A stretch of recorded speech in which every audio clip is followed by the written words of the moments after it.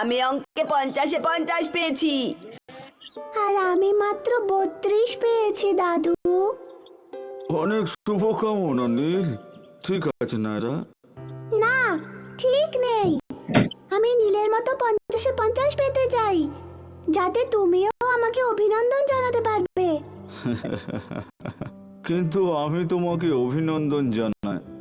না না না, কিন্তু আমার আরো বেশি নম্বর চাই। নায়রা, এটা কি সম্ভব? তুমি তোমার ভাইয়ের সঙ্গে প্রতিযোগিতা করবে আর ওর মতো হতে চাইবে? ঠিক আছে, তাহলে তোমাদের একটা গল্প শোনায়। ইয়ে, স্টোরি টাইম। অনেক দিন আগে একটা হাতি আর একটা জিরাফ একই জঙ্গলে বাস করত। দুজনেই বড় প্রাণী, কিন্তু ওদের বন্ধুত্ব ছিল না। একটা ছোট্ট সমস্যা ছিল।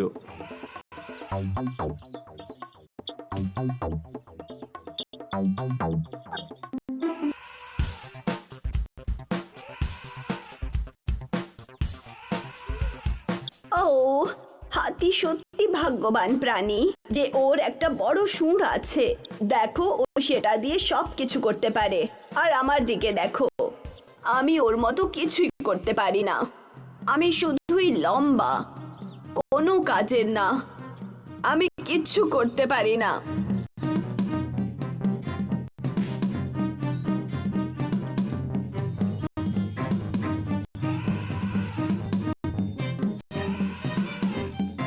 আমি তো কোনো কাজই করতে পারি না।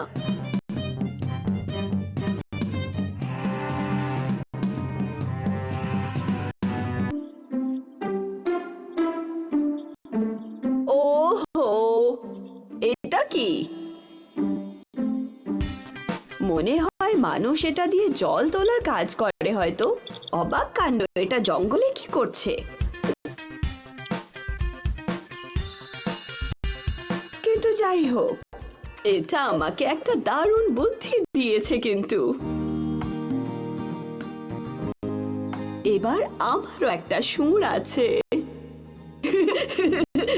ও এটা কি করার চেষ্টা করছে? এটা খুবই মজার। আমাকে উড়ে গিয়ে সব পশুদের এটা দেখতে আসতে বলতে হবে। আমি যাই, তোমরা সবাই হাসো, কিন্তু এখন আমারও একটা শুঁড় আছে। একটা ডাল, কোনো সমস্যা নেই। আমি সহজেই আমার শুঁড় দিয়ে সরিয়ে দিতে পারবো। যেতে দাও, আমাকে এখনো শিখতে হবে।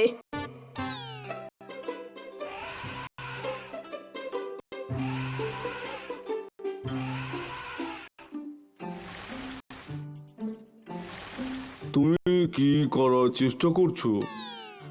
দেখো, তোমার মতো আমারও একটা শুঁড় আছে। তাহলে তোমারও একটা সুর আছে। আমারও আশা তোমার মতো যদি একটা লম্বা সুর থাকতো ওই কচি পাতাগুলো খাওয়ার জন্য। কি, তুমি আমার লম্বা গলাটা পছন্দ করো? অবশ্যই। তার মানে আমি তুমি হতে চাই, আর সব সময় তুমি আমার মতো হতে চাও।